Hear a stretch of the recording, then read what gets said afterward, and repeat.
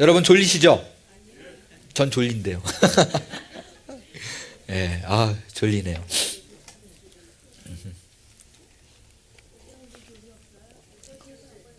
교재 필요한 분들은 가지고 오셔야 돼요. 볼펜이랑.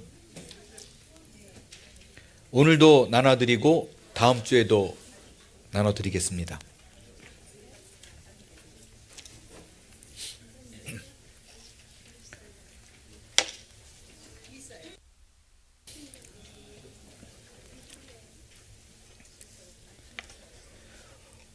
지금 녹화가 시작된 거죠? 예. 오늘 강의는 2시간 조금 넘을 수 있을 것 같아요. 제가 말씀드렸듯이 이제 6, 7시간짜리 강의를 2시간으로 줄여서 하는 게 있어요. 하는 프로그램이. 보통 이제 2시간 해달라, 4시간 해달라, 6시간 해달라, 8시간 해달라. 그렇게 하는 거에 맞춰서 제가 짜는데, 우리 교회 거를 제가 2시간으로 할 수가 없었던 게, 다른 교회야 뭐 어떻게 되든. 근데 우리 교회는 우리 교회의 스프릿을 그대로 잘 심어줘야 되기 때문에 어떻게든 스피드하게 나가긴 하겠지만 안 다룰 수가 없는 부분들이 좀 있더라고요. 그래서 2시간 좀 넘을 것 같고요. 중간에 잠깐 5분 브레이크 타임 가질 거예요. 그럴 적에 밖에 제가 과자라든가 커피라든가 준비해달라고 부탁을 드렸으니까 5분만 딱 쉬고 들어오셔야 돼요. 딱 쉬고 들어오셔야지. 이어서 우리가 세교 환영회 또 진행을 하는데 거기에 지장이 없도록 여러분들 협조 꼭 부탁드리겠습니다. 여러분이 잘 아시지만 한국 교회는요, 크게 2가지 트렌드가 있어요. 하나는 제자훈련이에요. 오카는 목사님이 개발하신 제자훈련이라고 해서 열심히 사람들을 들볶아가지고 만들어내는 그런 프로그램이 있어요. 또 다른 하나는 셀교회 혹은 가정교회, 목장교회 뭐 이러고 불리기로 하는 2가지의 트렌드가 지금 10여 년째 계속해서 바뀌지 않고 이어지고 있습니다. 여러분 그게 그거 아니야? 이렇게 생각하시는 분들이 있을 것 같아요. 제자훈련에 있는 순모임, 다락방 모임이라고 얘기를 하고, 셀교회는 셀처치, 셀 모임이라고 하는 혹시 그 차이를 조금 이해하시나요? 어떤 차이가 있는지? 저는 우리 LGMC 시절에 셀교회의 경험을 갖고 남가주 사랑의 교회 오카는 목사님이 연결된 교회니까 남가주 사랑의 교회에서 칼세미나라고 그러거든요. 제자훈련 세미나를 제가 참석했는데 극명하게 아주 2가지로 쫙 갈라지는 게 있어요. 그건 뭐냐면 제자 훈련은 말 그대로요, 제자 만드는 교회예요. 그러니까 펠로우십이 중요한 게 아니에요. 펠로우십이 중요한 게 아니라 어떻게든 빨리 군사를 찍어내야 돼요.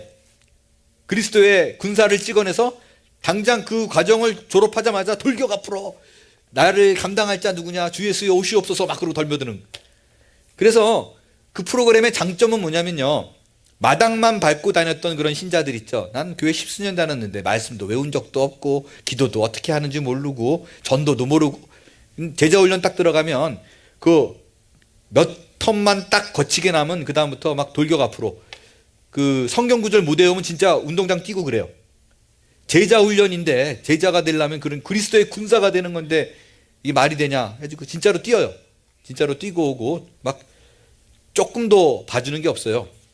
반면에 우리 교회는 여러분 그렇게 노트를 좀 제출도 아니라 보여달라고 그러는데, 그냥 가가지고 이렇게 했다고 보여달라고 그러는데 그것도 안 하잖아요 우리는.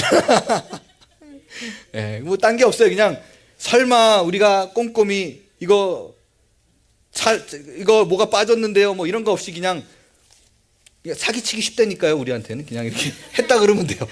근데 그것도 안 하잖아요. 이게 극명한 차이예요. 극명한 차이. 둘 다 장점이 있어요. 셀교회 같은 경우에는 어떤 게 있냐면요, 여기는 막 헌신 약정 다 하고 막 그러고 받아요.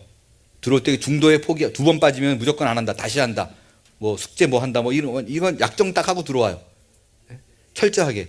그래서 운전하면서 막 이렇게 걸어놓고, 실제로 제가 아는 분이 외우다가 사고 나고 그래요. 그 구절 못 외우면은 다시 처음부터 해야 되기 때문에. 예. 그러니까 억울하잖아요. 그 8주 달려왔는데 2주만 더 하면 되는데 단어 몇 개 못 외워가지고 구절 못 외워가지고 처음부터 다시 이렇게 될까봐. 실제 그래요. 근데 반면에 셀교회는 어떤 장점이 있냐면 예수를 믿지 않는 사람들이 교회 문화로 들어오기에 참 좋아요. 왜냐하면 예수를 믿지 않는 사람인데 와이프가 셀교회를 나가겠대. 그럼 내가 데려다 주잖아. 이렇게 데려다 주고 내가 한 3시간 있다 올게. 그리고 데려다 주.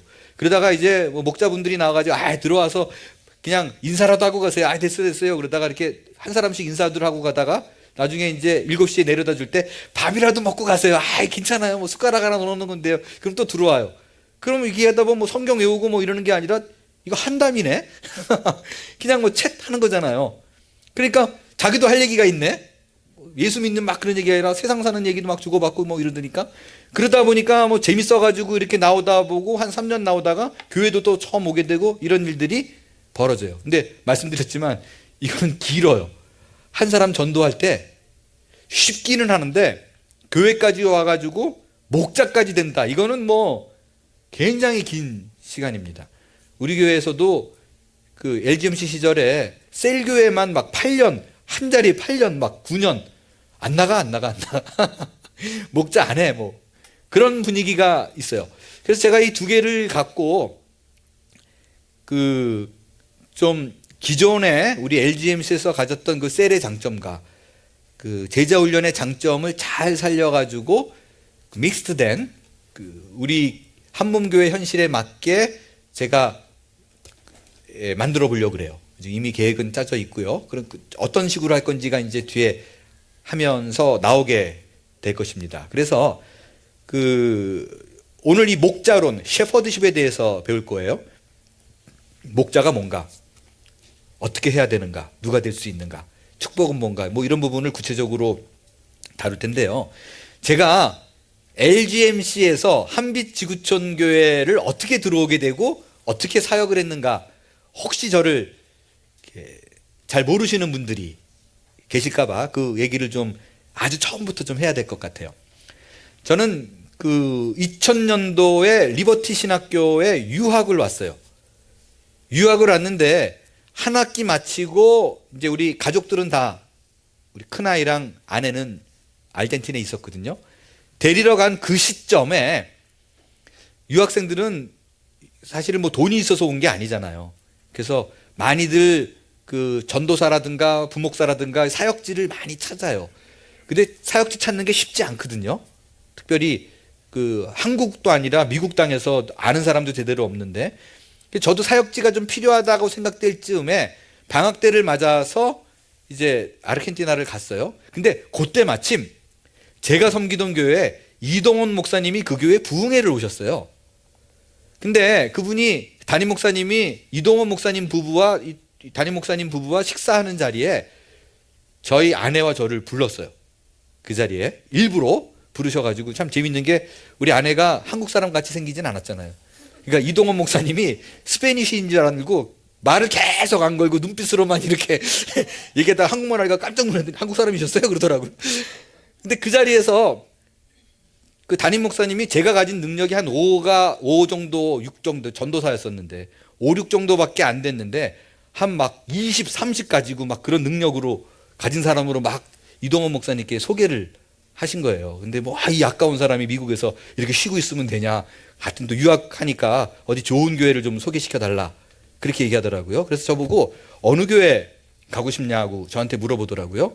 침례교회 쪽이면 당신이 좀 해볼 수 있다고. 어느 교회 가고 싶냐. 근데 말씀드렸지만은, 제가 첫 설교 때 말씀드렸지만, 저는 장세규 목사님의 그 코스타 설교를 듣고 완전히 뭐 넋이 나간 상태였었거든요. 그래가지고 근데 와서 보니까 여기에 그 지구촌 교회가 그때 버지니아 지구촌 교회 뭐 이렇게 돼가지고 있는 거예요. 가지고 장세규 목사님 교회 가고 싶다 했더니 좀 쉽다고 생각하셨는지 막 웃으시더라고요. 막 웃으시면서 오케이, 그러면 내가 어렵지 않게 소개시켜 줄 수 있다. 근데 소개는 내가 시켜주지만 당신을 채용하고 안 채용하고는 전적으로 장 목사에게 달려 있는 거지 나한테 원망하지 마라. 그리고 정 안 되면 한국으로 와라 그러시더라고요. 본인이랑 같이 사역하자고. 근데 이제 첫날 제가 이제 32살 뭐 그때 3살 뭐 그때 그 LGMC 이렇게 갔더니 박혜영 전도사님이 세신자인 줄 알고 어떻게 오셨어요? 그래가지고 내가 저 사역하러 왔는데 그랬더니 누구 찾으러 왔냐고 해가지고 저 이동원 목사님 소개로 했더니 환하게 웃으시더니 장 목사님을 만나게 해줬어요. 그날 새벽까지 인터뷰를 한 것 같아요. 야 무슨 야 그리고 제가 가면서요. 그러니까 제가 마지막으로 장 목사님이 그걸 기억하시더라고요. 근데 장 목사님이 뭐라 그러셨냐면 이도호 목사님 맞다 그러니까 되게 막 반가워하고 좋아하셨어요. 근데 한참 본인의 사역에 저는 솔직히 얘기해서 셀교회가 뭔지도 몰랐어요. 아르헨티나 셀교회 아무도 안 해요. 근데 거기서 모르는데 그럴 수가 없으니까 예 그리고 나는처럼 이렇게 뭐 공부 좀 하면 되겠지 뭐 이렇게 듣고 있었어요. 듣고 있었더니 장 목사님이 한참 막 설명을 하세요. 설명을 하다가 약간 다른 건 기억 안 나요. 뭐 그때 말한 거 뭐 셀교 잘 모르니까 무슨 얘기인지 하나도 모르겠고 솔직한 얘기로. 근데 무슨 얘기를 하셨냐면 내가 우리 교회는 사실 부사역자를 안 두기로 했다 그러시더라고요. 예? 그때 뭐 몇 번 문제가 또 있고 그러셨었는지 하여간 안 두기로 하려고 그랬는데 이도 목숨 초천이니까 받아주겠는데 조건이 하나 있대요. 뭐냐면 앞으로 1년 동안 입도 뻥끗하지 않는 거래요. 그게 무슨 말이냐 그랬어요. 그랬더니 그것이 내가 시키는 모든 거는 마음에 맞던 안 들던 이해가 되던 되지 않던 철학에 동의가 되든 안 되든 상관없대요. 시키는 거는 무조건 한대요. 근데 저는 제가 아르헨티나에 있을 적에 그 전도사였지만 다 경험했었어요. 유치부, 유년부, 초등부, 중등부, 고등부, 대학부, 청년부, 장년 다 사역을 이미 10년 동안 다 했었거든요. 그러니까 뭐 어떤 사역을 맡겨도 저는 뭐 죄송한데 자신이 있었어요. 그래서 내가 애니팅 좋다고 뭐 오케이. 그러면서 또 딴 얘기 쭉 하시다가 나중에 내가 너무 지쳤어요. 그랬더니 이제 가라고 그러시면서 저는 갈 때 그러니까 그러면 잘 가라고 그러길래 내가 채용이 된 거야? 안 된 거야? 물어봤어요. 그래서 장 목사님이 You choose 그러더라고요. 그러니까 본인의 얘기에 동의가 되면 당신이 나오는 거지 내가 당신을 부르진 않는다는 거예요. 그러니까 도중에 간다도 내 책임 아니야라는 의미도 있는 거죠. 예? 그러니까 이런 것도 적응이 안 되는 거예요. 내가 선택을 해야 되는 거라. 내가 선택을 해요. 그랬더니 당신이 선택하는 거라고. 그 얘기 아직도 기억하시더라고요. 처음에 들어올 때 그렇게 들어왔다고. 그래가지고 그 다음 주에 이게 된 건지 안 된 건지 모르는 상태로 왔어요. 교회를 왔어요. 근데 첫 주어진 일이 뭐냐면 셀교회 사역해봤어? 사실은 안 해봤다고. 그랬더니 셀교회 사역을 하지 않은 사람이 우리 교회 목자들에게 셀교회가 이렇다 저렇다고 말할 자격 없다. 셀교회를 한 다음에 셀교회가 뭔지 안 다음에 우리 목자들에게 가르치든지 함께 하든지 해야지. 그전에는 정말 노골적으로 제가 들어본 적이 없는데 나는 당신이 어떤 경력을 갖든지 상관 안 한다. 나는 우리 교회 목자가 훨씬 더 중요하다. 우리 교회 목자가 훨씬 더 다른 일반 성도들보다 훨씬 더 영혼 돌보는 일이 탁월하다고 나는 믿는다. 그러니까 그 앞에서 폼 잡지 말고 진짜 이렇게 얘기했어요. 폼 잡지 말고 셀교회를 제대로 하려면 본인이 셀을 하라 그러더라고요. 그래서 제가 어떻게 셀을 해야 되는데요? 그랬더니 광고 나갈 거래요. 그래서 광고가 뭐라고 나갔냐면 그땐 제가 이제 신학을 하고 있을 테니까 이렇게 일주일마다 한 번씩 올라왔잖아요. 그러니까 집이 여기 없었어요. 그러니까 이수영 전도사가 왔다? 셀교회를 한다? 청년셀을 한다? 그러니까 관심 있는 사람은 토요일날 저녁 7시에 갤로스 거기에 모여라. 그러면 보니까 교회가 그때는 한 300명 정도 좀 넘었던 것 같아요. 그래도 젊은 사람들이 많았어요. 그래서 다른 부사역자는 없고 부교육자는 아무도 없었어요.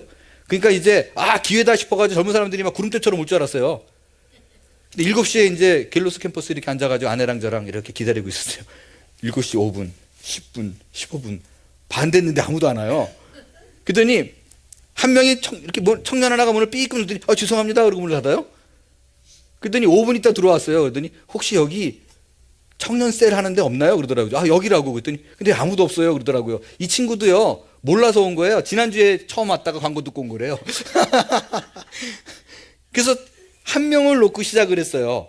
그러니까 장 목사님이 조건이 뭐였냐면 그때 장희선 자매 목자가 있었는데 거기 한 8명 정도가 있었어요. 그 8명은 절대 터치하지 마라. 왜냐하면 전도사라는 그 직위로 갖고 들어가면 목자가 죽잖아요. 그러니까 거기는 건드리지 마라. 나중에는 친해져가지고 다 함께 했지만 거기는 절대 초반부터 건드리면 안 된다. 그러니까 제 조건이 뭐냐면 지금 당장 제가 그때 이제 장로교회에 있었어요. 지금 어깨가 너무 무겁다. 목이 너무 곧다. 여기 계급장 띄어라. 목사고 전도사고 다 필요 없고 다 띄고 그냥 목자다. 목자다. 그러니까 기분 오소리티 없이 하는 거예요. 주어진 권위 없이. 그러니까 나는 어사인해가지고 교인을 주지 않을 테니까 자네가 모아가지고 셀을 만들라는 거예요. 똑같잖아요 지금. 그래서 그렇게 했었어요. 근데 뭐 그것까지는 제가 이해가 돼요. 근데 제가 도저히 사역을 하면서 막 이게 이래도 되나? 막 그렇게 생각됐던 게 뭐냐면 솔직한 얘기로 저는 사역을 한 게 막 셀교회를 배우고 싶었다라든가 아니면 막 이 복음을 전하고 싶은 막 뜨거운 정열 솔직히 그런 거 아니었었거든요. 먹고 살라고 그런 거죠. 먹고 살라 그랬어요. 렌트비 못 낼까 봐. 왜냐하면 아르헨티나에서 사역을 너무 심하게 해가지고 그때도 막 지쳐가지고 유학을 택한 거거든요. 지쳐가지고 유학을 택한 거라서 뭐든지 쉬고 싶어가지고 그냥 가볍게 할 수 있는 거. 그리고 렌트비 그때 400불인가 그랬으니까 그거만 내면 나는 I'm okay. 그런 수준이었는데 아니 사역에 일을 시키면 제가 경험했으니까 할 수 있겠는데 장 목사님이 시킨 게 뭐냐면 건물 관리였어요. 와가지고 들어오자마자 불 다 켜야 되고 그리고 베큐um 제가 다 해놔야 되고 그리고 비 오는 날 낙엽 이렇게 쌓여 있으면 그거 다 비 맞으면서 낙엽 다 쓸어내가지고 천정 안 무너지게 해야 되는 거고 눈 오면 그 눈 다 치우고 다니는 거고. 근데 우리 교회 당시 분위기도요. 제가 이제 베큐um을 이렇게 하고 있으면 청년들이 이렇게 지나가다가 와 세상에 목사님이다 이렇게 청소를 하는 진짜 아름다운 교회네요. 이런 모습 정말 보기 힘든데 정말 민망하네요. 근데 목사님 저기가 좀 지저분한 것 같은데요. 물론 농담이고 장난이었었어요. 친하니까. 하여간 별의 별 문제를 다 갖고 교인들이 뭐 우리 애 다쳤는데 밴디지 어디 있어요? 약 어디 있어요? 심지어 여자 화장실 휴지 떨어졌는데 어디 있어요? 이게 적응이 안 되는 거예요. 전 장로교에서 와가지고 계속 가르치는 사역만 했지 누구를 내가 뭐 이렇게 섬긴다는. 그러니까 6개월 정도 지났는데 내가 미쳤지. 내가 뭐 이거 하려고 지금 거의 10년 동안 내가 그리고 가르칠 수 있는 기회는 전혀 안 주고 심지어 우리 그 LGMC가 수요 예배 없어, 금요 예배 없어, 새벽 예배 없어. 토요일 날 새벽 예배 딱 한 번 있잖아요. 그죠? 그 한국에 있는 친구가 전화 와가지고 우리 교회는 이렇다 했더니 거기가 천국이다 그러더라고요. 목사들은 하도 힘이 드니까. 근데 보니까 토요일 날 새벽 예배가 하나 딱 있어요. 한 4, 50명 있는데 평신도 목자들이 돌아가면서 하네. 저건 내 거다. 그래도 내가 말씀 전할 기회를 주시겠지. 그리고 이제 교인들이 제가 오니까 이제는 저기 전도사님이 하셔야죠. 전도사님이 하셔야지 우리는 저기 설교 못해요. 지역 목자분들이 돌아가면서 했었는데 잘 됐다고 막 다 좋아하시는 거예요. 근데 이제 시키지 않고 있으니까 한 2달, 3달 있다가 이 목사님 스타일을 보니까 일을 주시는 분이 아니라 달라 그래야 되는 분이구나. 그래서 가가지고 그 목사님 제가 평신도들이 너무 힘들어하는데 새벽 예배 제가 할게요. 그랬더니 너? 그러더라고요. 왜요? 그랬더니 왜 당신이 안에 좀 잘하고 있는데. 또 한 달 있다가 또 갔어요. 잘하는 게 아니라 평신도들이 진짜 힘들어해요. 제가 할게요. 그랬더니 잘 들어. 그랬더니 우리처럼 수요 예배 없고 새벽 예배 없고 금요 예배 없는 교회에 토요일 날 이렇게 4, 50명 나와 있는 사람들 보통 사람들 아니다. 이 사람들 영빨을 무시하면 안 돼. 근데 그 자리에 이분들이 영성이 있고 기도의 깊이가 있는 사람들이지만 설교의 훈련을 안 됐으니까 나는 그 자리를 그 지역 목자들 설교의 훈련장으로 삼는다. 왜냐하면 거기 앉아있는 사람들은 설교 못한다고 교회 떠날 사람 아무도 없어. 그것도 이해가 안 되는 거예요. 왜냐하면 설교를 못하거든요. 근데 3년이 지나니까 정말 잘해요. 장 목사님 이거였구나. 3년이 지나니까. 심지어 어떤 분은 저한테 와가지고 그렇게 말씀하신 분도 있었어요. 목사님, 제가 3년이 지나서 이제 목사가 된 후니까 제 설교가 나쁘다 그러면은 말이 안 되는 얘기입니다. 그래요. 와, 이건 또 무슨 소리지? 그랬더니 저는 이동원 목사님 설교 그대로 카피해서 하기 때문에 나쁠 수가 없어요. 저는 동감해요. 개인적으로 저를 고소해도 좋고 제 생각이 안 따라와도 좋은데 저는 목사들이 제일 버려야 되는 게 밤새도록 신방 가고 뭐 토요일 날 12시 들어왔는데 그때부터 설교 준비해가지고 나는 카피 안 하리라. 그래서 설교 준비해가지고 죽도 밥도 아닌 설교 일주일 굶은 사람들한테 주는 거는 저는 죄라고 봐요. 박영선 목사님이 딱 그렇게 표현했어요. 에베소서를 내면서 그 서문에 이렇게 쓰셨더라고요. 에베소서 본인의 이름으로 내지만 이 책은 로이드 존스 목사님의 카피다. 그럼에도 불구하고 자기가 내 이름으로 설교집을 내는 이유는 설교는 설교자의 지식을 자랑하는 자리가 아니라 듣는 이의 유익을 위한 자리이기 때문이다 라고 생각해요. 그래서 남들이 정말 30시간 오카노 목사님은 30시간 준비하시는 거 아시죠? 설교 한 편. 내가 준비가 안 됐다면 조건이 준비가 안 됐다면 그 30시간씩 준비하신 분의 설교를 잘 소화해서 전하는 게 듣는 이의 유익이에요. 그리고 저는 욕먹으면 돼요. 그러니까 그렇게 하면 물론 그걸 막 밥 먹듯이 반복하면 안 되지만 그래서 저는 이동호 목사님도 나도 그 본인이 처음 시작할 적에 얼마나 많이 카피했는지 모른다라고 얘기를 해요. 그래야 훈련이 되고 성경 보는 눈이 달라지고 그렇습니다. 마찬가지로 평신도 분들이 설교하려고 그럴 적에 제일 먼저 우리는 그거 가르쳤어요. 카피 먼저 하십시오. 왜? 안 되니까. 그래서 앉아있는 분들에게 유익을 주는 게 맞다라고 생각했어요. 6개월이 지나가다가 미치겠더라고요. 도저히 내가 지금 뭐하고 있는 건가. 근데 나중에 알게 됐어요. 정말 나중에. 그래서 제가 감사하게 생각을 했어요. 뒷부분에 나오지만 목회는 교인들의 필요를 채워주는 거예요. 교인들이 아시고 어렵고 힘들어할 적에 목사를 떠올리면 되는 거예요. 저는 진짜로요. 여기 뭐 다 경험하신 분도 있을 거예요. 제가 이렇게 운전하고 가다가 전화가 와요. 목사님 어디 집 주소 좀 가르쳐 주세요. 그러면 또 이제 가르쳐 줘요. 근데 좀 이따 전화가 와요. 못 찾겠는데요. 그럼 지금 어디 계세요? 지금 어디 계세요? 근데 어디 있는데요? 그러면 저기 그 H마트 앞에 기다리세요. 그리고 가가지고 따라오라 그래가지고 쭉 가서 이 집이라고 가르쳐 주고 돌아간 적도 있고 그래요. 장 목사님한테 배운 거예요. 제 그 카톡에 지금은 바꿨지만 처음 나왔을 적에 What can I do for you? 이게 제 그거였었어요. 카톡 그거에. 장 목사님한테 배운 거예요. 나중에 알았어요. 밴디지 찾고 파스 찾고 휴지 떨어진 거 찾고. 그러니까 교인들은 뭐가 생활 속에서 안 되면 이승 목사한테 말하면 되는데 이게 목회구나. 이게 목회구나. 말씀을 걷어서 거창하게 먹이고 그게 아니라 그걸 나중에 내가 장 목사님 보고 고맙다 그랬어요. 우리 LGMC 교회가 참 어려운 시절 겪을 적에 캘리포니아에서 떠난 지 10년 된 사람한테 100통 넘게 전화 왔었어요. 저한테. 그런 게 정말 조금 더 거짓말 안 하고 100명이 전화한 건 아니에요. 한 사람이 뭐 여러 번도 전화했으니까. 100통 넘게 전화했어요. 같이 울었어요.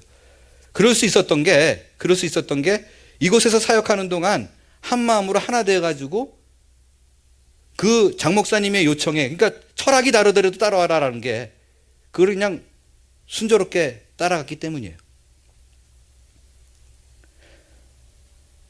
지난주에 제가 그런 얘기를 들었습니다. 부목사의 위치에 대해서 얘기를 하면서 담임 목사의 손발이다. 담임 목사가 필요한 것을 채워주는 역할이다. 저는 그 역할을 충분히, 왜냐하면 중간에 이렇게 흔들어 놓으려고 하는 사람들이 꽤 많았어요. 꽤 많았어요. 와가지고 이 목사님 그 색깔이 다른데 장 목사님 그 비전 맞추고 쉬울 텐데 편하게 해요. 그러면 제가 얘기했어요. 아니 부목사가 정말로 그렇게 얘기했어요. 부목사가 담임 목사한테 맞추는 거지 내 색깔이 그게 무슨 상관이냐고. 맞추면 되죠. 맞추면. 정말 내가 감사한 거는 장 목사님이 제가 떠날 때 그런 얘기 하셨어요. 내가 이 목사한테 참 감사한 게 제가 8년 반 정도 있었는데 내가 목회를 하면서 이 목사 때문에 이 목사가 어떻게 무슨 말을 하더라. 또 이 목사 때문에 어떻다라는 얘기를 들어본 적이 없어. 그거 참 고맙게 생각해. 그렇게 얘기하시더라고요. 그게 반항할 수가 없었던 게, 저는 진심인데 지금도 저는 유명한 목사님들 무지하게 많이 알아요. 무지하게 많이 알아요. 무지하게 많이 아는데 진짜 목사가 누구냐 그러면 전 1번이 장세기 목사님이에요. 진짜입니다. 진짜예요. 여러분이 아닌 것 같은 데는 몰라서 그래요. 그분이랑 얘기해 봐야 돼요. 그러면 항상 교인 생각, 항상 교인에게 어떻게 돼야 되는가, 그리고 절대 막대하지 않아요. 표현이 이분이 표현이 이렇게 모질게 나가서 그렇지, 이건 진심이에요. 진심이에요. 저는 그분한테 목회를 배웠다는 게 셀교회를 통해서 배웠어요. 이렇게 하라 저렇게 하라. 이해가 안 돼도 따라와라. 청년세를 했습니다. 청년세를 했어요. 그때 33살 정도였는데 한 명 놓고 시작했는데 밥 먹이는 사역이 우리 주사역이었잖아요. 예? 밥 먹이고 놀고 같이 뭐 이러고 지났는데 여기 다 증인들이에요. 예, 우리 진한 집사님도 그러고 여기 데니스 집사님도 그러고 다 이종선 집사님도 그러고 다 마찬가지인데, 요 셀이 이렇게 해가지고 정확히 몇 개월인지 기억 안 나요. 내가 보기엔 1년은 아니었고 한 6, 7개월 되지 않았을까 그랬는데, 집이 우리가 50명이 들어갈 정도의 집인데 꽉 찼었어요. 꽉 찼어요. 수양회 가면은 그 청년들이 매주 프라이데이마다 밥 먹이니까 와가지고 뭐 했냐, 그냥 윤 놀고 같이 그냥 막 이 얘기하고 저 얘기하고, 또 소파에 자기들이 자다가 일어나가지고 하여간 그렇게 지냈었어요. 그래서 그 셀을 5셀인가 6셀로 나눠가지고 목자 세워가지고 하고, 그 다음에 영커플셀을 했어요. 그래서 또 몇 셀로 나눠가지고 하고, 아이러니하게 저는 아르헨티나에 있을 적에 장로교단에 있으면서 목을 잡고 힘주고, 전도사가 그래도 말씀 잘 전한다라는 소리 들었었어요. 근데 그게 난 목회인 줄 알았어요. 그게 다 깨놓은 게 LGMC 사역이었어요. LGMC 사역이었어요. 지난 내가 10년 동안 가짜였구나라고 생각한 게 셀교회를 하면서요. 그리고 기분 오소리티 없이 평신도는 타이틀이 없잖아요. 근데 그들이 저렇게 열성을 다해서 섬긴다는 것이 이게 말이 안 되는구나. 이게 말이 안 되는구나. 그거를 그때 알았어요. 제가 아르헨티나에 있을 때 김모 목사님이 쓴 목숨을 건 교회개혁이라는 책이 있어요. 그 책을 읽고, 그 책의 내용은 뭐냐면요, 왜 평신도가 목회하려고 그러냐, 그거예요. 목회는 전문가인 목사가 해야 된다. 신학교 졸업장이 있어서 라이센스 있는 목사가 하는 전문가에게 맡겨라. 평신도는 그냥 봉사하라는 얘기죠. 뭐라고 예를 들었냐면, 라이센스 없는 의사가 환자 배 째고 그럴 수 있냐? 라이센스 있어야 할 수 있는 거 아니냐? 목회도 똑같이 영혼 돌보는 의사다. 라이센스 있는 사람에게 맡기는 게 맞다. 얼마나 이렇게 메이크센스하게 들려요? 근데 셀교회를 해보니까 아니에요. 그분이 셀교회 안에서 그런 소리 하는 거예요. 셀교회를 하면서 배운 건, 목회는 목사라는 타이틀이 일을 하게 만들지 않아요. 그리고 엄밀히 말하면 목사들은요, 교회 행정 이거 안 할 수 없잖아요. 그죠? 근데 정말로 한 영혼에 대해서, 이 가정에 대해서 딴 생각 안 하고, 헌금이 얼마 거치느냐, 지금 교회가 운영이 될까 안 할까, 그런 걱정 안 하고, 이 한 사람만 바라보는 거는 목자들밖에 안 해요. 그리고 안타까운 건 특별히 요즘 세대, 예전에는요, 저희 그 할아버지 세대는 목사가 된다 그러면 죽을 각오를 했어야 됐어요. 그죠? 저희 아버지 때는 밥 굶을 각오를 해야 됐어요. 요즘 세대는 밥 굶을 걱정 안 하고 목사합니다. 그죠? 심지어 그 IMF 시절에는 여러분 아세요? 그 목사가 2대생들이 뽑은 직업의 3등 안에 들어갔어요. 그 이유가 뭐냐면 무조건 그래도 리더다. 그리고 밥 굶을 걱정 안 한다. 성도들이 책임져 준다. 뭐 이런 것도 있었어요. 그래서 그런지 요즘 막 신학교 갓 졸업하고 뭐 좀 안수 막 받고 이런 분들 보면 너무너무 힘들어요. 솔직한 얘기예요. 어떨 땐 그 목사님들 모여가지고 얘기할 때 보면 월요일 날 되면 전화를 도무지 안 받는데요. 쉬는 날이니까. 근데 제가 이번에 월요일 날 스텝 미팅, 몇 주 전에 스텝 미팅 하다가 참 감사했던 게, 저는 밤에 일을 해요. 밤에. 보통 10시가 넘으면 그때부터 막 머리가 돌아가요. 잠이 안 와요. 막 돌아가는 바람에. 그래서 보통 2, 3시까지 돌아가요, 그게.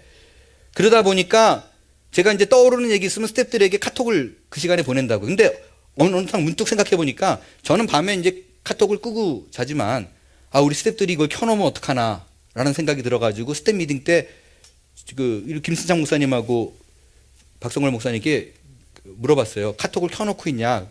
그랬더니 켜놓고 있대요. 그럼 미안하다. 근데 꺼놔라. 그랬더니 박 목사님이 그러시더라고요. 저는 안 꺼놓습니다. 왜 그러냐 그랬더니 교인들이 찾으면 어떻게 해요? 그러더라고요. 은혜를 받았다니까요. 근데 이런 경우가 정말 거의 없어요. 거의 없어요, 요즘. 젊은 사람들. 그런 마인드 가진 사람이 없어요. 근데 목자들 보세요. 밤 11시, 12시에 전화가 오면 뛰어가잖아요. 그리고 돌보고 다 한 다음에 더 웃긴 건 고마워해요. 목회가 뭔데요? 목회가 뭔데요? 언젠가 제가 LGMC 시절에 30대 초반에 공무원 있던 친구가 찾아왔어요. 저한테 얘기하기를, 자기는 지금 IT 똑같은 일을 하고 있는데 자기랑 똑같은 일을 하는 사람이 8만 5천을 받는데요. 그 2001년도, 2년도 얘기예요. 근데 자기는 한 6만 불 정도 받는데요. 근데 이 친구가 자기보다 실력이 없대요. 그래서 자기는 지금 공무원이라서 이거밖에 얼굴을 못 받으니까 저한테 옮길까요? 그러더라고요. 프라이빗한 컴퍼니로 옮길까요? 그래서 제가 그랬어요. 왜 그런 거 나한테 물어보냐고. 미국 온 지 얼마 되지도 않고 미국 사회도 모르는데, 그거는 당신 그 직장 선배 중에 크리스찬 있다. 그들에게 물어봐라. 라고 얘기했어요. 제가 이 얘기를 드리는 이유가 뭐냐면, 목사들은 어떤 상담을 받으면 뭐든지 답을 줘야 된다는 부담이 있어요. 근데 특별히 신학교 졸업하고 신학대학원 졸업해가지고 직장 생활 해보지 않은 목사들은 뻔한 얘기만 해요. 왜냐하면 한국에서 특별히 부장들한테 이런 거 받아본 적 없고요. 저는 요번에 이롬은 크리스찬 문화라 그래도 정말 그런 게 덜해요. 아주 덜해요. 아주 덜해요. 근데 이롬에 이제 이사분들 중에서 대기업에 있던 분들이 오는 분들이 있거든요. 그분 얘기 들어보면 별의별 일 많아요. 별의별 일 많아요. 이사가 부장 앉혀놓고 막 강아지야, 송아지야는 뭐 기본적인 욕이고 막 얘기하다가 그래도 얘가 끈떡 없으면 이런 말까지 한다고 그러더라고요. 야, 네 아들이 네 아빠가 이렇게 지내는 거 아니야? 이런 소리까지 한대요. 근데 그게 비일비재하대요. 근데 목사들은, 사회생활 안 한 목사들은 그런 걸 겪은 일이 없거든요. 그러니까 내가 술 한 잔을 지금 이 자리에서, 회식 자리에서 하느냐 안 하느냐가, 목숨이 날아가느냐 안 날아가느냐, 그거에 대한 갈등이 없어요. 목자분들은 사회생활에서 그래도 술 한 잔 해본 사람도 있고, 끊어본 사람도 있고, 담배 펴본 사람도 있고, 싸워본 사람도 있고, 잘려본 사람도 있고, 경험 많잖아요. 그런 경험을 나눌 수 있는 게 목자라고 저는 생각을 해요. 그래서 저는 신학교에서 얘기하면요, 일부러 극단적으로 표현했어요. 신학교에서 얘기할 적에는 당신들보다, 내가 우리 교회에서 해보니까 당신보다 평신도가 목회 훨씬 더 잘해. 막 그렇게 얘기해요. 정말로 그렇게 얘기해요. 근데 사실은요, 목회는 자극대라고 그렇게 얘기하는 건데, 목사이기 때문에 잘하고 또 평신도이기 때문에 잘하고 뭐 그런 거 아니에요. 은사 있는 사람이 잘해요. 영혼 돌보는 은사. 남이 아프다 그럴 적에 참지 못하고 뛰어갈 수 있고, 또 사람 오지랖 넓어가지고 돌봐주기 좋아하는 사람들, 자기 거 아낌없이 퍼주기 좋아하는 사람들. 자, 목회자의 정의 거기 한번 보세요. 1번 목회자의 정의 뭐냐? 평신도다. 2번 목사다. 3번 목회를 하는 사람이다. 어느 게예요? 이거 어려워요? 제 문제는 항상 마지막에 정답입니다. 네, 1번 평신도, 2번 목사, 3번 목회를 하는 사람 어느 거예요? 네, 목회를 하는 사람이 목회자예요. 그래서 앞으로도요, 우리 교회에서 목회자들 모이세요. 그럼 목자들 얘기하는 거예요. 목사라는 타이틀이 목회를 하게 만들지 않아요. 신학교에서 받은 목사들이라고 다 목회자 아니에요. 왜냐하면 pastoring, 목회자, 그러니까 셰퍼드십을 발현하는 사람, 그 사람들은 사람에 대해서 알아야 돼요. 그리고 사람하고 자꾸 부딪히고 얘기 나눠보고 울고 웃고 화내고 이러면서 상대를 대하는 스킬이 있는 사람이 목자를 할 수 있어요. 근데 신학교를 졸업해서 목사 라이센스를 받았지만 음악 목사, 행정 목사, 교수 이런 분들은, 특별히 교수님들은 큰 교회에 가가지고 목회하면 괜찮은데 100명이 안 되는 교회 가면 힘들어합니다. 왜? 사람 만나는 게 이분들은 스트레스거든요. 그런 의미에서 셀교회 목자들이 목회자예요. 특별히 우리 한몸교회는 그 관점이 굉장히 살아날 수 있게 되기를 바라요.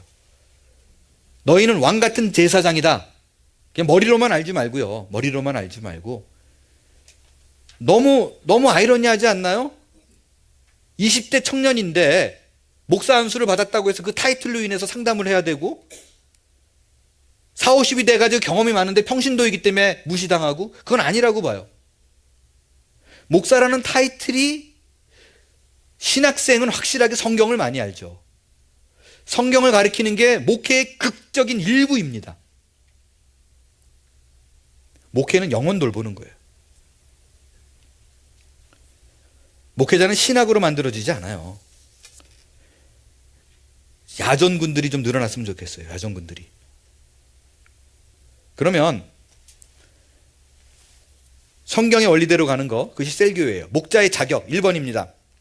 첫 번째로 생각해 보는 것은 어떤 사람이 목자가 될 자격이 있는가? 이 거룩한 부름에 어울리는 사람은 누구인가? 누가 해야만 하는가? 디모데전서 4장 6절을 읽겠습니다. 시작.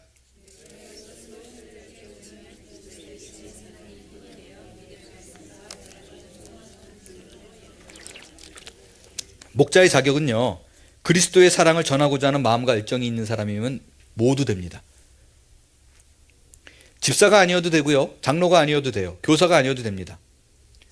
그리스도의 사랑을 전하고자 하는 열정이 있는 사람이면 누구나 할 수 있어요. 바보들이 벽을 쌓고 있어요. 근데 어느 날 팀장이 문을 열고 들어오더니 관리소장에게 물어봅니다. 물어볼게요, 소장님. 뭔데? 벽을 지금 쌓고 있는데요, 벽돌을 아래부터 차근히 쌓아 올라가서 만들어서 가는 게 맞는 거예요? 아니면 위에서부터 내려오는 게 맞는 거예요? 질문이 얼마나 황당해요. 예? 그러니까 바보는 바보죠. 소장이 황당해가지고, 야, 그 말이라고 얘기하냐? 당연히 담 쌓는 건 벽돌을 아래서부터 쌓아 올라가야지. 그랬더니 갑자기 인상을 쓰더니 그러더래요. 내 이럴 줄 알았어. 그랬더니 문을 딱 열고, 거봐, 내가 뭐라 그랬어? 다시 시험 보고 다시 해야 된다니까. 그러더래요. 어떻게 위에서부터 쌓아 내려갔는지 모르지만 그들이 지금 그 일을 해내고 있다는 거예요. 영락없이 저는 교회에서 일하고 있는 방법이 딱 이렇다라고 봅니다. 모두가 다 당연한 듯이 알고 하고 있는데 알고 보면 그게 거꾸로 하고 있는 일이에요. 말도 안 되는 일이에요. 디모데전서 4장 6절 다시 보겠어요. 거기 동사가 나오는데 세 가지 동사가 나옵니다. 뭐가 나와요? 까만 걸로 처리되어 있죠. 뭐예요? 1번 까맣게 된 거 뭐예요? 깨우치다. 두 번째 되다. 세 번째 양육을 받다. 세 가지 중요한 동사가 나와요. 여러분, 흔히 우리가 일꾼을 어떻게 세우는가를 한번 보겠어요. 일꾼을 세울 때, 교회에서 일꾼을 세울 때 보통 이렇게 세워요. 성경 공부하고 양육과정 거쳐야 되고 무슨 과정 거친 다음에 이 사람이 거룩해 보이면 그때 이제 집사 안수를 줍니다. 그러니까 증을 주는 거예요. 일꾼이 되었다는 걸 의미합니다. 이 자격증은 집사 안수를 딱 받는 순간 내 교회 일꾼이라는 걸 증명하는 셈이 돼요. 이게 상식적인 교회에서 상식적으로 벌어지는 일이에요. 그리고 일꾼이라고 인정한 후에 목자를 합니다. 그죠? 그러나 성경은요, 뭐라고 얘기하느냐? 그런 임명장을 받아야 목자에서 상대를 깨우치는 일을 한다라고 얘기하지 않아요. 뭐라고 얘기해요? 네가 이것으로 형제를 깨우치면 그 다음에 그리스도의 선한 일꾼이 돼요. 내가 라이센스를 받고 그걸로 선한 누구를 깨우치거나 돌보는 일을 하는 게 아니에요. 순서가 바뀌었어요. 형제를 깨우치면 그리스도의 선한 일꾼이 되는 거예요. 지금 우리 교회에서 재직 집사를 세우기 위해서 훈련을 받고 있는데 만약에 우리 중에 누구라도 집사를 세우려고 하는 이유가 일할 사람이 없어서 재직을 세우는 것이다 라고 생각한다면 이건 굉장히 슬픈 일이에요. 일하는 자가 집사가 되는 거예요. 미국, 우리가 남침내 교단이잖아요.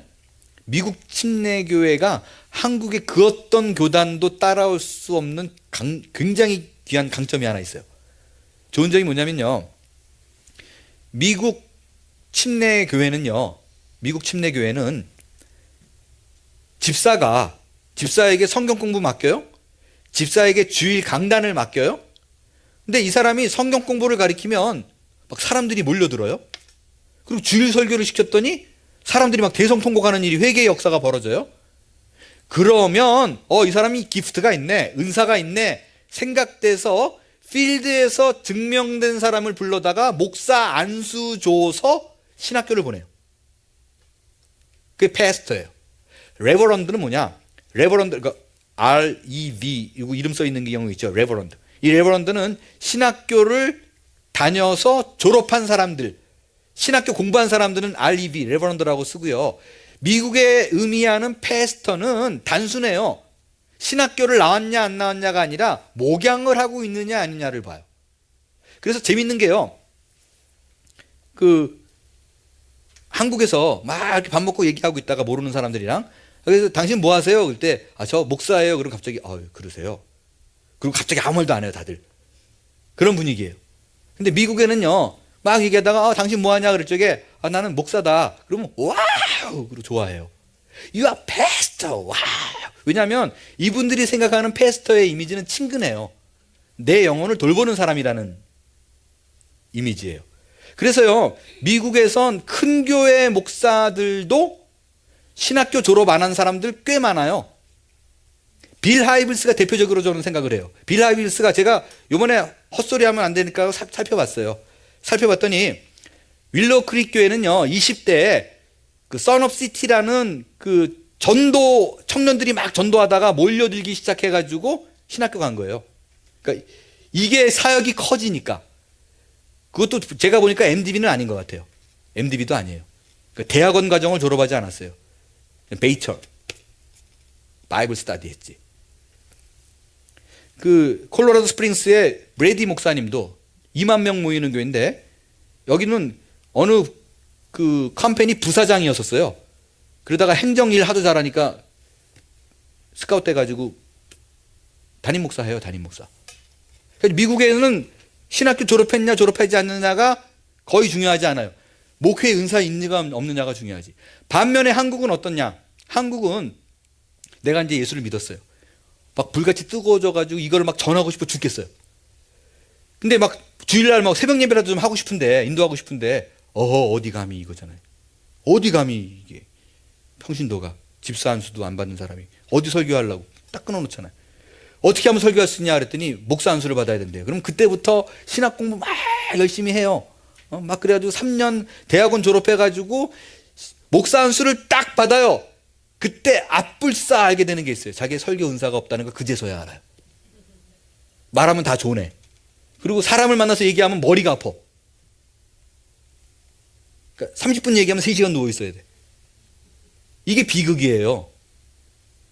근데 더 슬픈 사실은 한국 분위기는요, 미국은 좀 다른데, 목사 안수 받으면 또 아무 일도 안 하려고 그래요. 나가서 좀 일용직이라도 구하고 택시라도 몰면 되는데 사모가 다 해야 돼. 사모가. 목사는 성경 봐야 되고. 이게 한국 교회에 나는 증명되지 않는 사람들이 자꾸 서는 거. 생각해 보세요. 지금 매해마다 몇만 명씩 쏟아져 나와요. 그 사람들 다 어떻게 할 건데?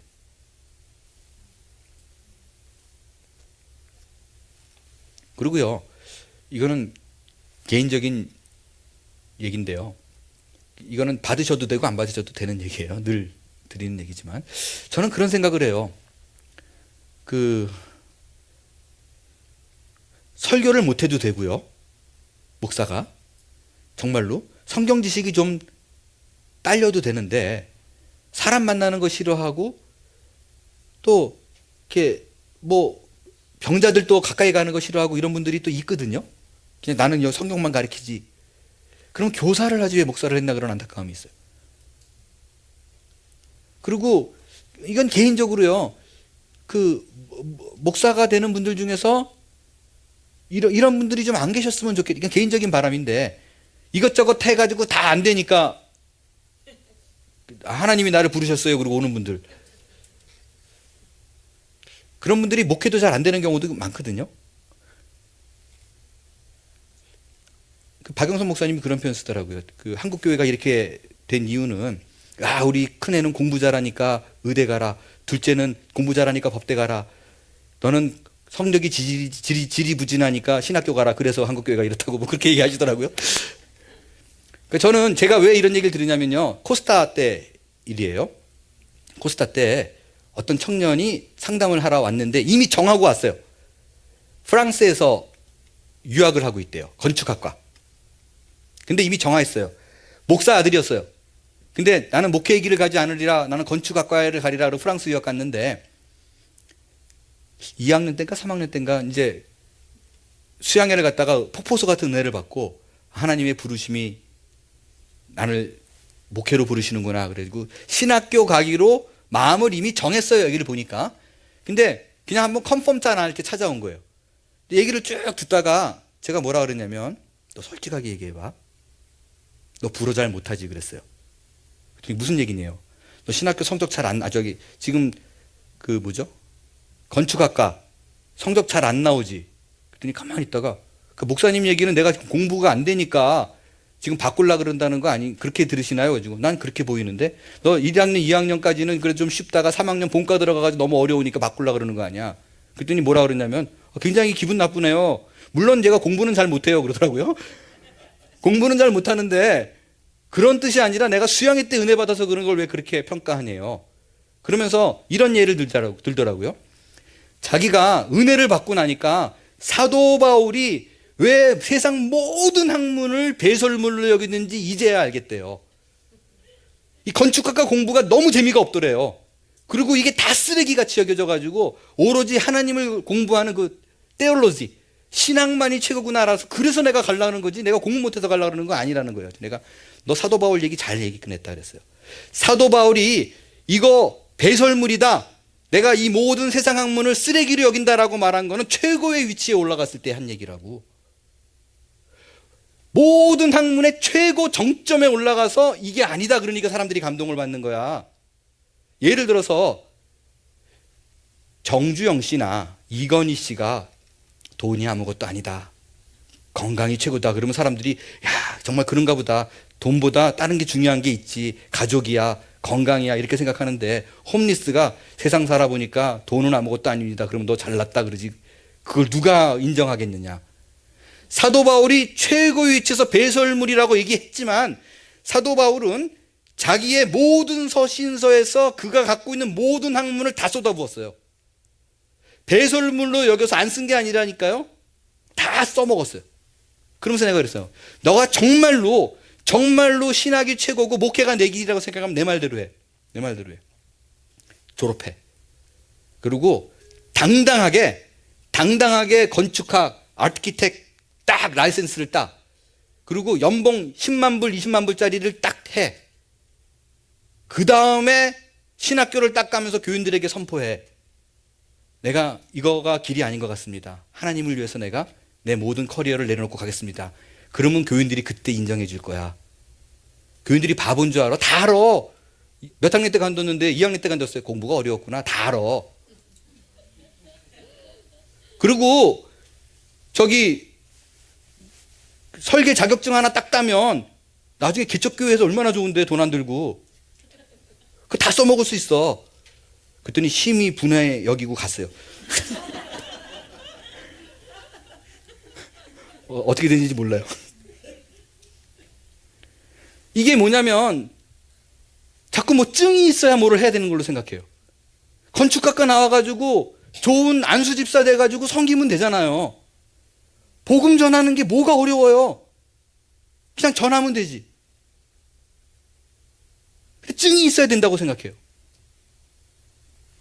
복음은요, 그냥 나보다 뭔가 부족한 게 있는 것 같은 사람이면 그거 채워주면 되는 거예요. 다시 말해서 첫 번째 요건, 목자의 자격 요건은요, 그리스도의 사랑을 전하고자 있는 열정이 있는 사람이면 돼요. 장 목사님이 그런 표현 쓰셨죠. 6개월 된 사람은 목자 안수 받고 3개월 된 사람들 모아놓고 하면 된다고. 예수님의 이름으로 기도하는 거야, 아멘 그러는 거야, 그렇게 가르치면 된다고. 이거 여러분 제가 해봤잖아요. 개척교회 때. 여러분 제가 생각해 보세요. 저는 아무도 얼바인에 아는 사람 한 명도 없고 오라는 사람도 없고 1840불 갖고 개척을 했어요. 그게 왜냐면 셀교회 경험을 해서 그래요. 셀교회 경험에서 경험해가지고 거기 가가지고 그냥 아는 사람 앉아놓고 밥 먹이면서 하면 되지. 그러니까 어렵게 생각이 안 되는 거야. 어렵게 생각해. 누구는 20만 불이 딱 손에 쥐어져야지 할 수 있다고. 아니던데요. 1840불 갖고 하니까 되던데요. 실력으로 하려고 해서 안 돼서 그래요. LGMC 시절에 여러분 셀교회를 미국 내에서 가장 잘하는 두 교회 중에 하나가 우리 교회였던 거 아시죠? 하나는 서울 휴스턴 침례교회예요. 최영기 목사님 교회. 거기는 교인이 지금 더 늘었겠죠? 2,000명이었을 적에 예배 드리는 사람은 2,000명인데 셀교회, 가정교회라고 얘기하죠? 가정교회는 2,400명이었어요. 그러니까 아직 오지 않은 사람이 400명이 더 있었어요. 최영기 목사님도 만나가지고 제가 얘기를 참 많이 나눴었는데, 아무튼 그분이 아틀란타의 김재정 목사님이라고 그분의 수제자죠. 가정교회를 하는 교회를 하나 했는데 잘 장착해가지고 거기서 이제 강의를 하러 오셨을 적에 제가 거기를 갔어요. 일주일 꼬박 아내랑 같이 가가지고 강의를 들었습니다. 듣는데 저는 이제 셀교회를 경험했으니까 다 이해가 되죠. 아, 저거구나 이렇게 이해가 되는데, 많지도 않았어요. 목사님들이 한 60명 앉아 있었나. 근데 마지막 날 마지막 시간에 뭐 있었냐면요, 그 교회 목자가 12명인가 11명인가 있었어요. 쭉 이렇게 의자 놓고 앞에 앉혀놓고 의자에 다 이렇게 앉아있고 마이크를 이렇게 하나 딱 꼽아놨어요. 근데 목사들이 평신도에게 목회를 위임한다라는 게 이게 거의 20년 전 얘기니까, 15년 전 얘기니까 이게 이해가 안 되는 거예요. 그러니까 막 갖은 질문을 다, 셀교회 안에서 말씀은 어떻게 가르치냐, 훈련은 어떻게 하냐, 막 그런 얘기를 질문을 다 하는 거예요. 근데 목자들이 열 몇 명이 있는데 질문이 나오면 서로 먼저 나가려고 그러는 질문도 있고, 그러다가 먼저 나가시라고 이렇게 양보하는 질문도 있고, 하여간 질문이 나가면 보통 목자가 말하는데 5초, 10초밖에 안 걸려요. 할 얘기들이 다 많으니까. 그렇게 한 2시간이 지났는데 한 장로교회 목사님이 폭탄을 터뜨렸어요. 일어나가지고 질문이 아니라, 나는 일주일 동안 강의 들었지만 도저히 여기에 동의가 안 됩니다. 성경도 제대로 모르고 훈련도 제대로 안 된 사람한테 어떻게 양떼를 맡깁니까? 이거는 기만하는 행위라고, 난 여기에 동의가 안 됩니다. 이거에 대해서 누가 한번 얘기해 주실래요? 그렇게 강하게 얘기했더니, 또 이게 순하잖아요, 우리 평시도 분들은. 그러니까 여기 쭈르륵 열 몇 명 앉아 있는데 아무도 안 나와요. 아무도 안 나와요. 그래봤자 한 1, 2분이었겠죠. 저한테는 1시간 같이 느껴지더라고요.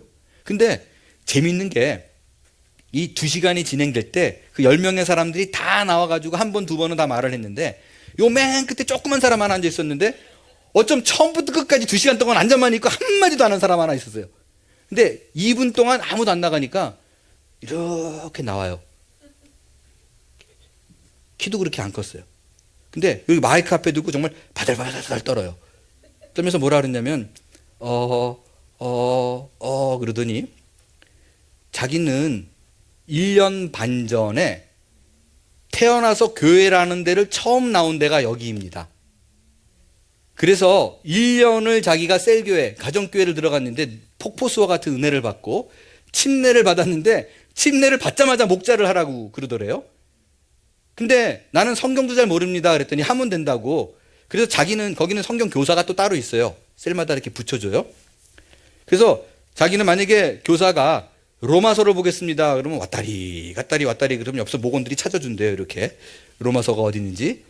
그 정도 수준인데, 자기는 자기가 받은 그리스도의 사랑이 너무 뜨거워가지고 이거를 전하려고 애를 쓰다 보니까 6개월 됐는데 자기네 가정교회 안에서 2명이 침례를 받았대요. 1년 반 됐는데. 예수 믿은 지 1년 반, 목자 한 지 6개월. 근데 이분이 마지막에 뭐라고 얘기하고 들어갔냐면, 근데 저는 이해가 안 되는 게요, 1년 반 된 목자도 된다고 그러는데 목사님들이 왜 이렇게 믿음이 없으세요? 그러고 들어갔어요.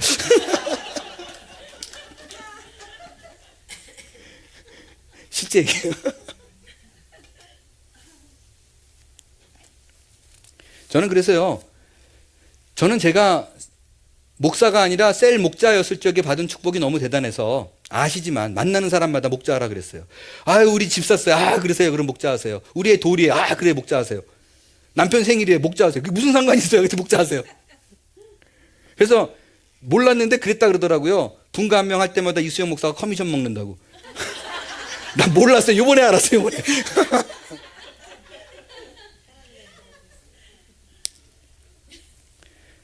왜 그렇게 목자를 하라 그러는가? 개인적으로 받은 은혜가 너무 커서 그래요. 많은 경우에 목자를 하라 그러면 나 같은 것이 어떻게 목자가.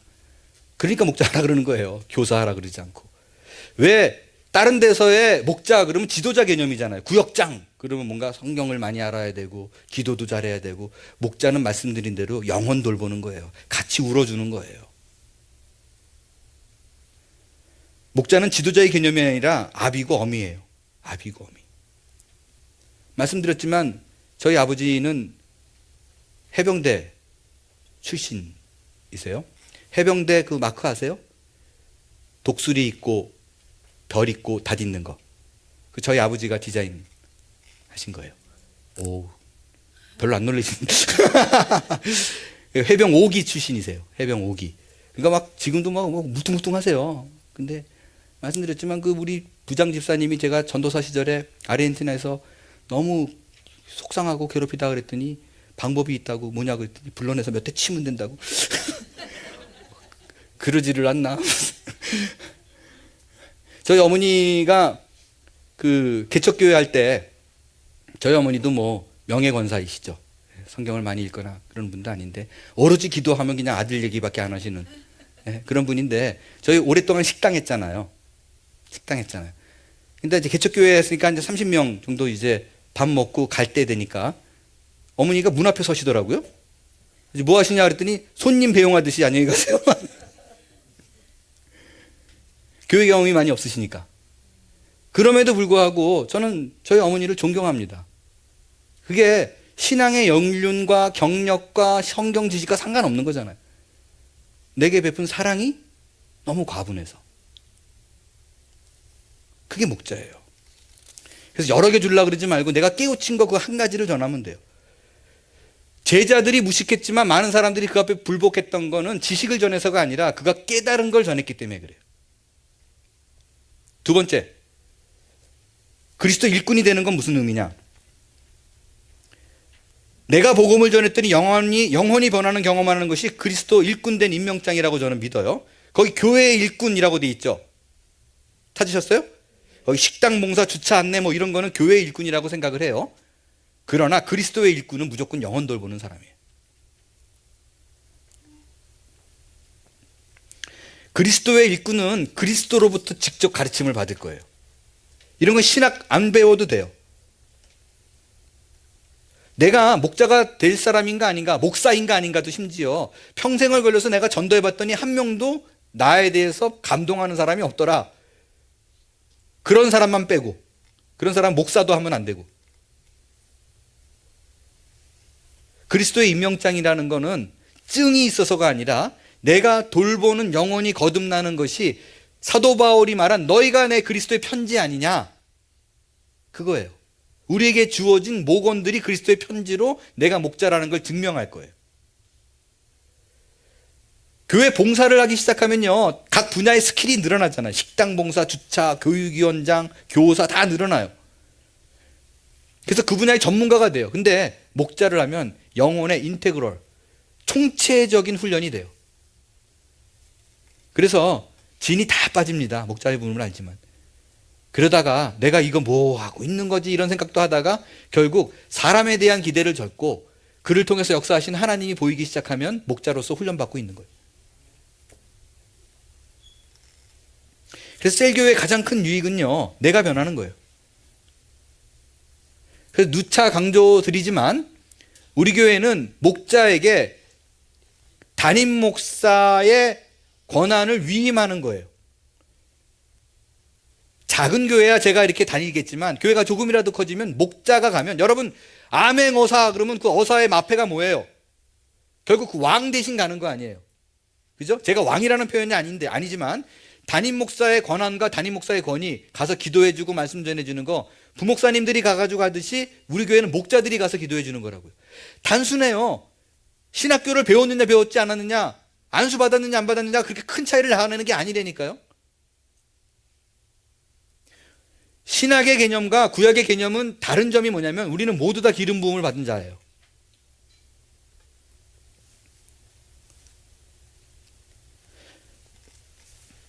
달라지는 점, 이번에 셀교회를 어떻게 하게 될 것인가.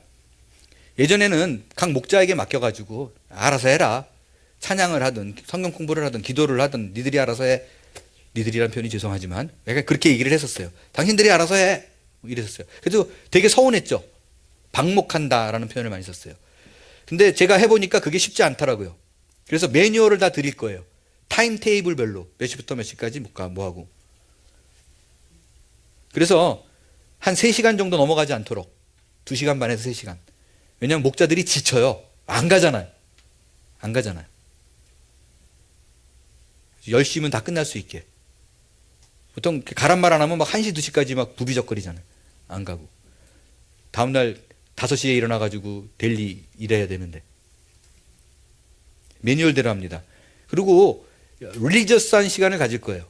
그거는 주일날 설교를 금요일날 셀교회에 나눌 거예요. 그리고 제가 설교에 그 요약도 나눠줄 거고 나눔 질문 한 7, 8개 작게는 5개에서 6, 7개를 나눠줄 텐데 그 질문은 성경 지식을 요하는 것이 아니라 상대의 마음을 오픈하는 열어놓는 그런 얘기를 할 거예요. 그러니까 이번 주에 만약에 제가 설교 나눠진다 그러면 이런 거예요. 그러니까 누구나 답을 못하는 대답이 없어요. 당신이 생각하는 하나님의 은혜는 뭔가? 당신이 경험한 하나님의 은혜는 뭔가? 뭐 이런 얘기는 다 할 수 있잖아요. 그죠? 내가 최고로 기억나는 나에게 은혜를 베풀어 준 사람은 누구인가? 어떤 부분이 감동받았는가? 왜 기억이 나는가? 이런 거는 얼마든지 뭐 예수를 당장 믿는 사람들 아니면 안 믿는 사람도 와서 할 수 있는 얘기 아니에요. 그런 걸로 채워놓을 거예요. 그래서 말씀을 다 보고 한 사람이 다 요약을 하게 만들고 뭐 그것도 괜찮고 제가 요약본은 드리지만 그래서 보니까 이게 없으면 그냥 한담으로 끝나고 소셜 미팅이랑 똑같아요. 거기 올 의미가 없어져요. 그리고 목자 집에서만 하는 걸 없앴습니다. 예전에는 목자 집에서 밥을 해야 되고 목자 집에서 무조건 모이는 걸로 했는데 돌아가면서 할 거고 다과를 할 겁니다. 이거는 머스트 무조건 다과로 해야만이 아니라 팔러시가 원칙은 다과예요. 그래야 목자들이 부담이 좀 덜해요. 근데 나름대로 저는 밥 해주는 거 좋아요. It's okay. 그러나 목자가 제가 이제 밥을 하는 거에 대해서 목자는 신나게 밥을 하는 경우도 있지만 목원들이 또 부담스러워해요. 내가 목자를 이어서 받으면 이걸 그대로 해야 돼? 그래서 저는 예전에도 LGMC 때 반찬 2-3가지로 해라 그렇게 얘기를 했던 이유가 막 이렇게 차리면 너무나 감사하고 좋아하는데 분가를 잘 안 하려고 그래요. 저걸 저렇게 또 해야 돼 내가? 그런 패단이 또 있어요. 다 그런 건 아니지만. 그래서 돌아가면서 하고 우리 교회 비어 있으니까 교회에 와서 해도 되고 밥을 먹는 것이 아니라 다과를 한다. 또 제일 중요한 게 뭐냐면요. 목자들이 헌신하다 보니까 방학이 없으니까 쉴라 그래도 눈치를 봐요. 딴 데는 안 쉬니까. 그래서 애들이 쉬는 방학 때는 무조건 쉬는 거예요. 그래서 애들하고 패밀리 타임을 보낼 수 있도록.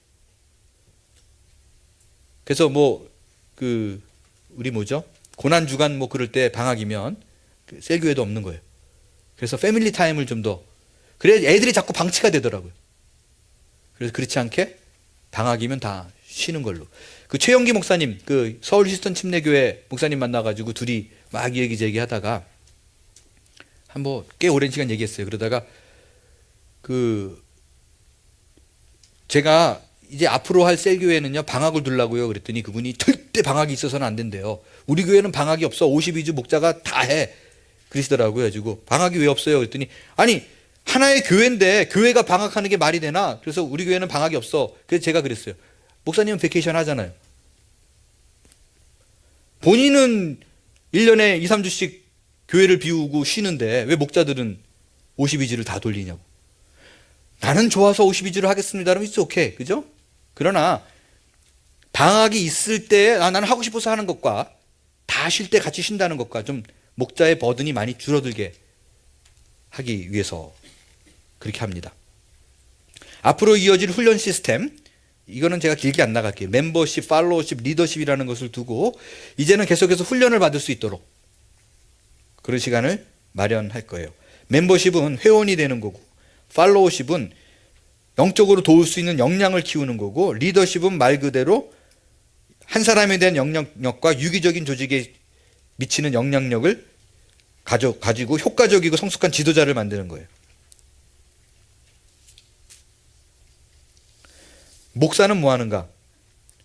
목자를 세우는 역할을 합니다. 설교 써주고 목원 상담해주고. 제가 있을 때는요 철저하게 제가 한 일이 있어요. 철저하게 제가 한 일이 뭐였냐면, 목원이 상담을 요청해 왔을 때에 제가 상담을 다 해주면 어느 누구도 목자를 인정하지 않습니다. 그렇죠? 그래서 항상 목자에게 돌려보냈어요. 목자에게 상담하라고. 근데 목자가 상담해 보니까 이건 I cannot handle it. 이건 내가 핸들할 수 있는 문제가 아닙니다. 라고 저한테 넘겨주면, 목자가 저한테 넘겨주면 그때 제가 상담을 했어요. 왜? 그거는 이 골치 아픈 문제가 핸들이 안 되면 목자가 고생하잖아요. 근데 목사가 하는 일은 목자를 서포트 해주는 일이잖아요. 그러니까 이 목자가 목원으로부터 스트레스 받는 거를 풀어주기 위해서 제가 목원을 상담하는 거예요. 그 개념 정리가 좀 이해되시죠? 그래서 목사는 목자를 케어하는 데 집중을 하게 될 겁니다.